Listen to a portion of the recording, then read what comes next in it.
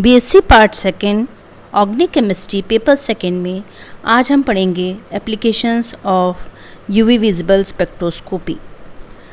हम UV visible spectroscopy का chapter complete कर चुके हैं। आज हम पढ़ते हैं उसकी एप्लीकेशंस। सबसे पहली एप्लीकेशन है कॉन्जुगेशन या संयुग्मन। हमको किसी भी ऑर्गेनिक मॉलिक्यूल में संयुग्मन या कॉन्जुगेशन का पता लग जाता है यूवी विजिबल स्पेक्ट्रोस्कोपी का स्पेक्ट्रा देखने पर। हम जानते हैं कि लैम्डा मैक्स का मान डबल बॉन्ड की संख्या बढ़ने पर बढ़ जाता है। हमने लैम्डा मैक्स का मान वुडवर्ड एंड फिशर रूल की सहायता से ज्ञात किया था, जिसमें हमने देखा था कि लैम्डा मैक्स का मान अगर डबल बॉन्ड की संख्या बढ़ जाती है तो हम 30 उसके अंदर ऐड कर देते हैं, 30 संख्या उसके अंदर ऐड कर देते हैं। तो इस प्रकार लैम्डा मैक्स का मान यूवी विजिबल स्पेक्ट्रोस्कोपी में बढ़ जाता है। जब हम इसको तो लैम्डा मैक्स का मान बढ़ाने पर यूवी विजिबल स्पेक्ट्रोस्कोपी में कॉन्जुगेशन का मान बढ़ जाता है, +30 से ये इंक्रीज़ हो जाता है। हम इसके अंदर +30 ऐड कर देते हैं। इसी तरह से अगर हम पॉलिन्स जिसके अंदर की एक से अधिक रिंग प्रेजेंट होती है, उनका मान अगर हम ज्ञात करते हैं तो भी वो हमको यूवी विजिबल स्पेक्ट्रोस्कोपी से पता लग जाती है, क्योंकि जितने ज़्यादा रिंग होंगी, जितने ज़्यादा रिंग के अंदर डबल बॉन्ड होंगे, लैम्डा मैक्स का मान उतना ही अधिक आएगा। हम एक रिंग के डबल बॉन्ड के लिए 253 ऐड करते हैं, तो 2 से अधिक रिंग होंगी, पॉलीन स्ट्रक्चर होगा तो लैम्डा मैक्स का मान बढ़ जाएगा। इस तरह से लैम्डा मैक्स का मान ज्ञात करके हम किसी भी ऑर्गेनिक कंपाउंड में कॉन्जुगेशन की संख्या ज्ञात कर सकते हैं। हम ज्ञात कर सकते हैं स्ट्रक्चर्स, हम ज्ञात कर सकते हैं कि उसके अंदर कितना संयुग्मन है। तो संयुग्मन बढ़ जाता है तो लैम्डा मैक्स का मान बढ़ जाता है, रिंग बढ़ जाती हैं तो लैम्डा मैक्स का मान बढ़ जाता है। नेक्स्ट पॉइंट आता है स्ट्रक्चर डिटर्मिनेशन। हमको यूवी विजिबल स्पेक्ट्रोस्कोपी की सहायता से ऑर्गेनिक कंपाउंड का स्ट्रक्चर ज्ञात करने में सहायता मिलती है।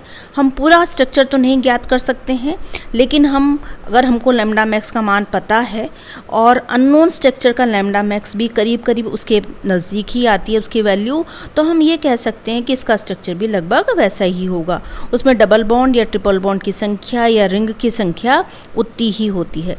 तो हमको अज्ञात ऑर्गेनिक मॉलिक्यूल के स्ट्रक्चर के बारे में भी जानकारी मिल जाती है, अगर हमको लैम्डा मैक्स का मान नोन का पता है और अननोन का लगभग उसके बराबर ही आता है। दूसरी स्ट्रक्चर की हमको जानकारी मिलती है विटामिन के और विटामिन ए की।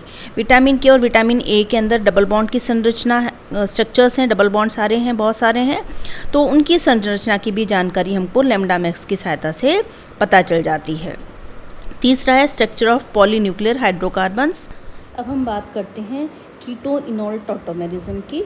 अब देखिए, कीटो स्ट्रक्चर है ये और ये इनोल स्ट्रक्चर है। कीटो स्ट्रक्चर के अंदर ketonic group C double bond O, यहाँ पर इनोल के अंदर H, ये इनोल और ये कीटोन तो फॉर्म है, कीटो इनोल फॉर्म। तो इन दोनों का हम स्ट्रक्चर ज्ञात कर सकते हैं।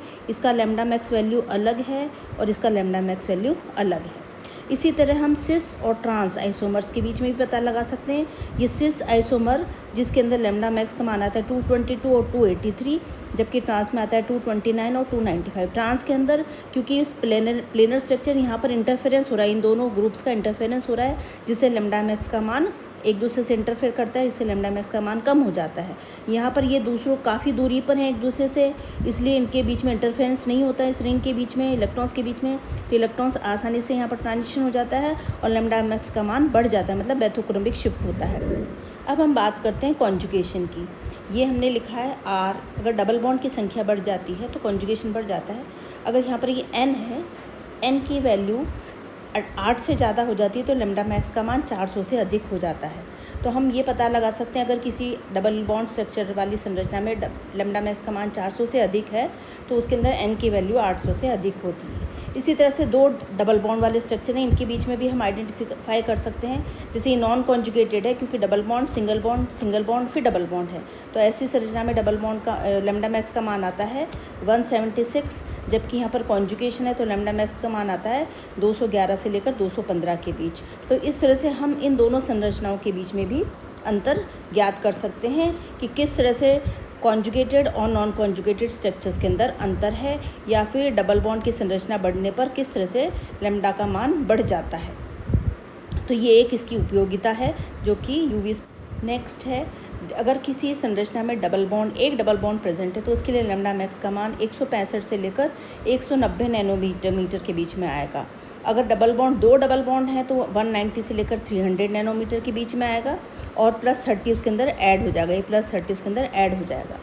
और अगर बेंजीन जैसी संरचना है, ये होमोसाइक्लिक स्ट्रक्चर है तो 250 के ऊपर आएगा। अगर कीटोनिक स्ट्रक्चर है तो उसके अंदर 270 से, कीटोनिक स्ट्रक्चर प्लस उसके साथ डबल बॉन्ड स्ट्रक्चर लगा हुआ है तो उसके लिए 270 से लेकर 300 नैनोमीटर के बीच में ये संरचना आएगी। इससे हम स्ट्रक्चर ज्ञात कर सकते हैं। अब हम देखते हैं कि टोटल हम क्या कर सकते हैं। यहाँ पर आइडेंटिफिकेशन ऑफ अननोन कंपाउंड हो जाता है, पॉलीन स्ट्रक्चर हाइड्रोकार्बन निकाल सकते हैं हम, और विटामिन के और विटामिन ए का स्ट्रक्चर ज्ञात कर सकते हैं, extension and conjugation, double bond की संख्या, ये सब चीज़ें हम ज्ञात कर सकते हैं। तो हमको क्या इन्फॉर्मेशन मिलती है about the presence of double bond can easily. Next is advantages of UV visible spectroscopy. क्या एडवांटेजेस हैं इसके? हमको इन्फॉर्मेशन मिलती है about the presence of double bond या triple bond. We can easily identify the presence of isomerism के बारे में हमको पता चल जाता है। हमको इन्फॉर्मेशन मिलती है about the structure of unknown compounds. इस तरह से यूवी विजिबल स्पेक्ट्रोस्कोपी की बहुत सारी विशेषताएं हैं जो कि हम याद कर सकते हैं। अब हम एक क्विक रिवीजन कर लेते हैं। हमको क्या क्या पता चलता है? कॉन्जुगेशन के बारे में पता चलता है, ज्योमेट्रिकल आइसोमेरिज्म के बारे में पता चलता है, टॉटोमेरिक फॉर्म्स पता चलते हैं, पॉलीन्यूक्लियर हाइड्रोकार्बन की इन्फॉर्मेशन मिलती है, अननोन कंपाउंड का स्ट्रक्चर पता लग जाता है। इसी तरह से क्रोमोफोर की संख्या के बारे में भी हमको पता चल जाती है। Chromophores are double bond structures. तो इस तरह से वाला चैप्टर कंप्लीट होता है हमारा, और आपको समझ में आ गया और chapter. Thank you very much.